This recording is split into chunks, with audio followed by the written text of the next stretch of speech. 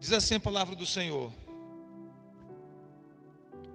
quanto ao mais, sede fortalecidos no Senhor e na força do seu poder.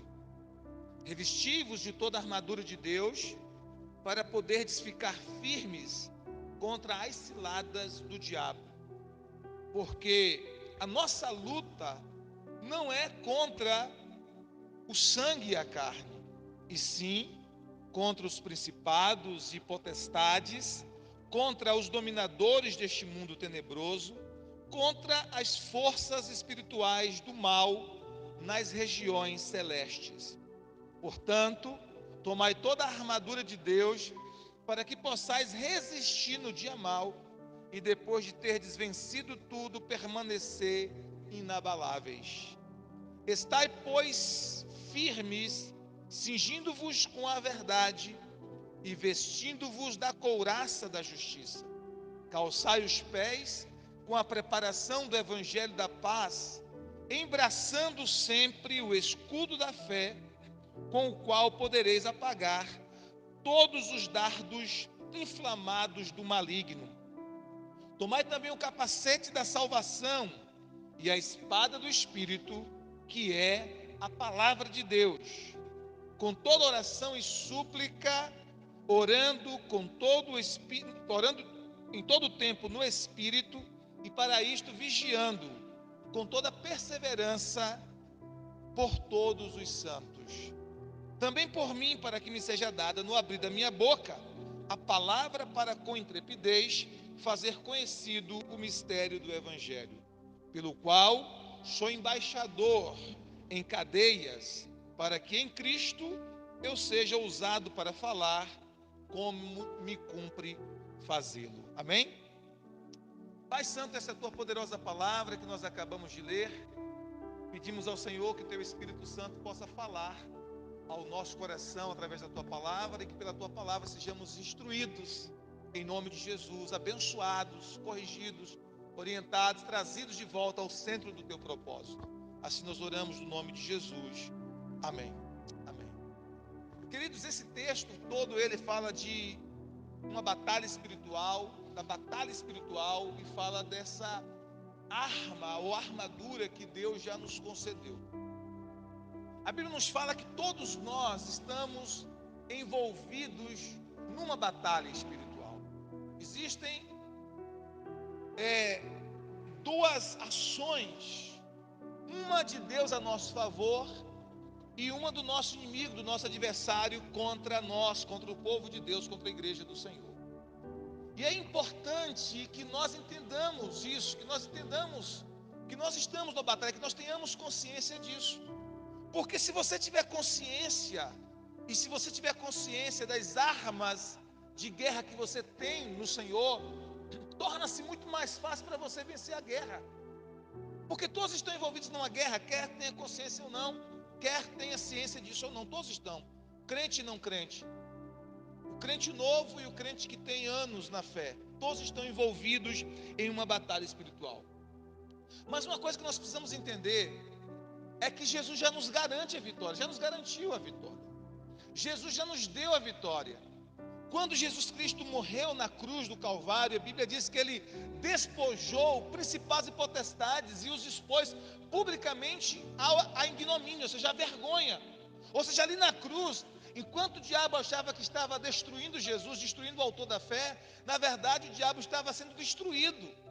Porque Jesus diz a palavra que ele desceu às regiões inferiores da terra, e ele tomou das mãos do inimigo as chaves da morte e do inferno, e ele pisou, esmagou a cabeça da serpente. Então na cruz Jesus estabeleceu vitória para todo crente, para todo aquele que crê. Então uma coisa que você tem que entender, primeira coisa que você tem que entender, você está numa batalha, mas a vitória já é garantida para você em Cristo Jesus. Você é um exército que já está sabendo o resultado é vitória.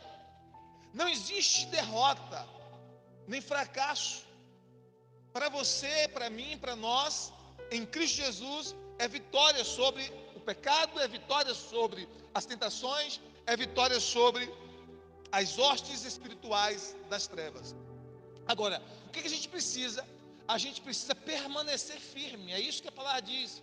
Você pode ver que nesse texto de Efésios, essa expressão de estar firme, ou de permanecer firme, de permanecer inabalável, ela é repetida algumas vezes. Permanecei firmes, permanecei firmes, permanecei firmes, ou inabaláveis, como diz algumas versões. Então o que a gente precisa entender? Que nós estamos em uma batalha sim, nós estamos em uma guerra sim, mas que o nosso Senhor Jesus Cristo, Ele já garantiu a vitória para nós. E o que nós precisamos fazer como soldados desse exército, como guerreiros do Senhor, é permanecer firme. Firme na palavra, firme nas armas espirituais que o Senhor já nos deu. Entender, como diz esse texto, que nós temos armas espirituais. O Senhor nos deu armas espirituais. E olha o que a Bíblia nos fala em 2 Coríntios, capítulo 10, versículo 4 a 5. 2 Coríntios 10, versículo 4 a 5. As Escrituras nos dizem assim: as armas da nossa milícia, ou seja, da nossa guerra, da nossa luta, as armas da nossa milícia não são carnais, mas poderosas em Deus para a destruição de fortalezas, destruindo sofismas e toda altivez que se levanta contra o conhecimento de Deus, e levando cativo todo pensamento, ou como diz algumas versões, todo entendimento, ao senhorio de Cristo. O que essa palavra nos ensina? Que nós temos armas espirituais que estão disponíveis a nós. Amém?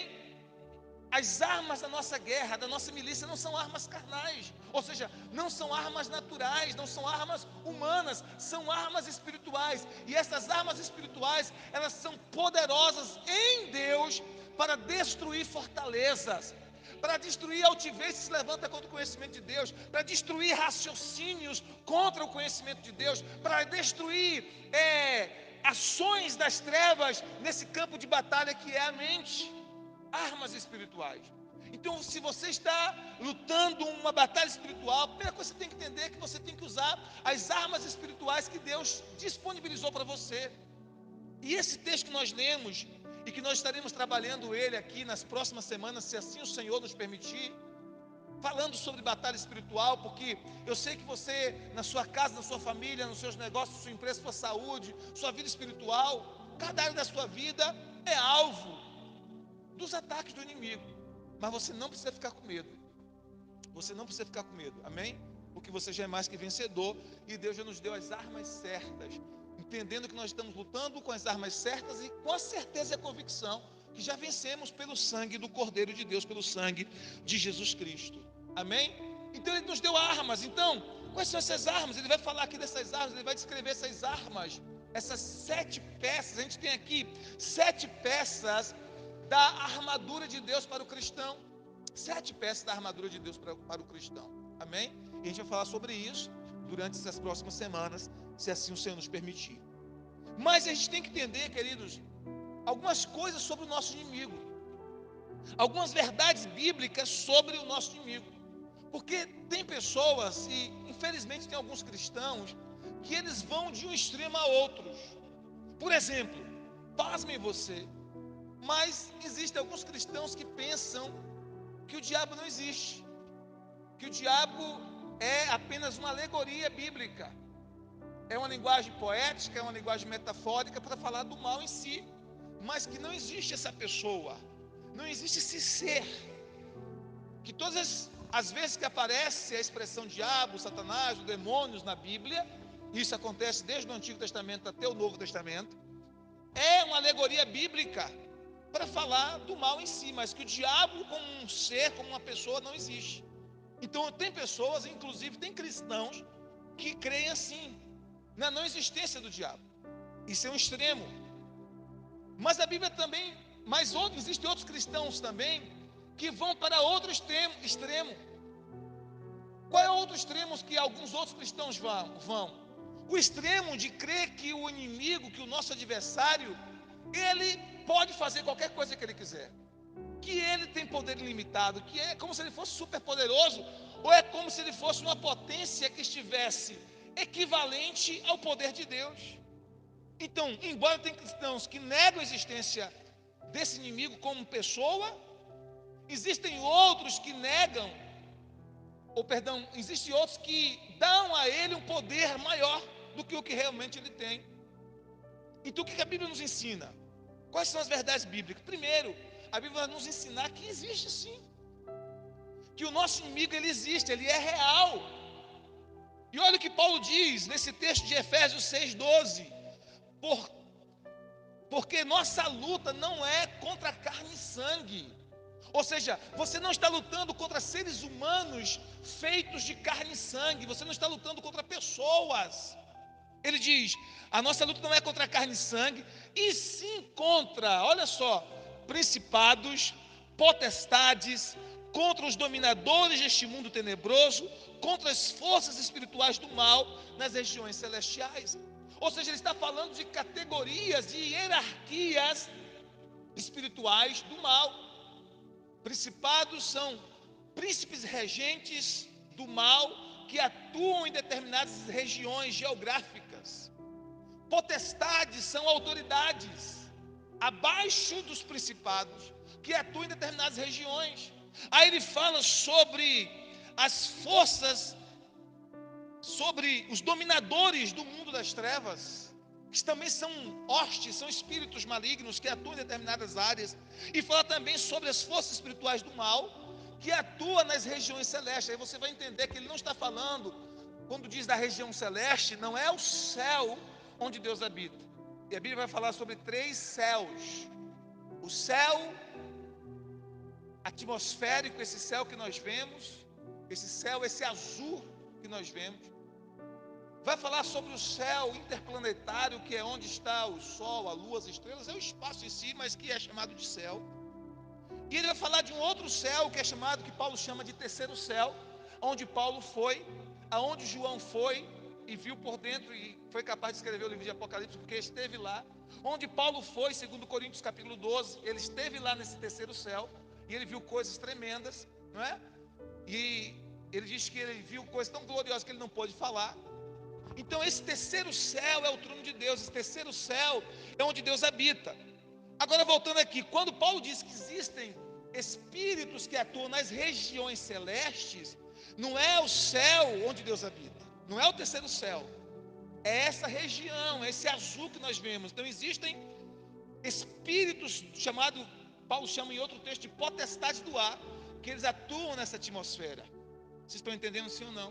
Então ele fala de principados, ele fala de potestades, ele fala de autoridades espirituais, ele fala de forças espirituais que atuam nas regiões celestiais. Ou seja, esse celeste, esse celestial, é esse azul que a gente vê, essa atmosfera, aquilo que a gente consegue ver com os nossos olhos. Então existem espíritos agindo nessa região.